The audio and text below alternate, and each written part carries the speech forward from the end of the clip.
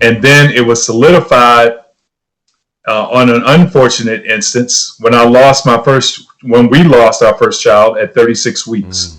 My wife has this issue where she gets blood clots when she is pregnant, but that was something that was not diagnosed until after the fact.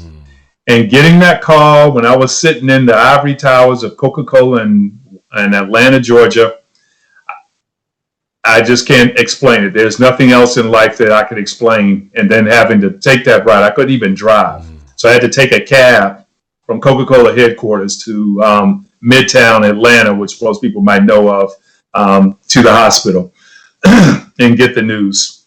But that happened in July. But the following year, the Lord blessed us with Elena in May. And I only but God. And that's when I started getting deeper and deeper in my faith. And now it's been a 20-year, very robust journey. And I'm in a great place now. We tithe. And we tithe to the point that, okay, are we doing this? Yeah, we're doing this. Again, walking out on faith and doing God's will. Serving in the church. My wife and I serve on marriage ministries, men's ministry.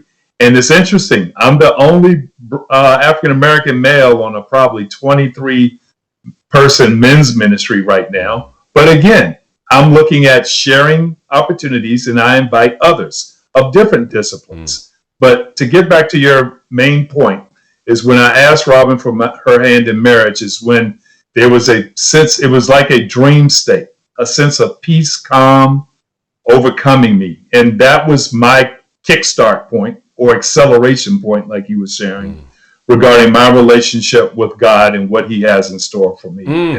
When I lost my first daughter, we still had to go through the birthing process of the child. And that I actually am so thankful that I had a chance to hold her. We did pictures of her, although she was deceased.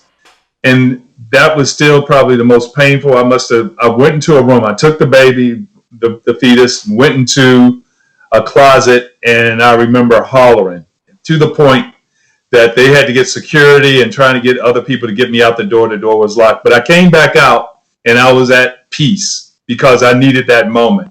I share that with everyone because we all have moments or a moment that can impact our life.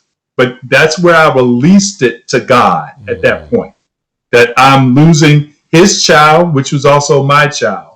But I had to release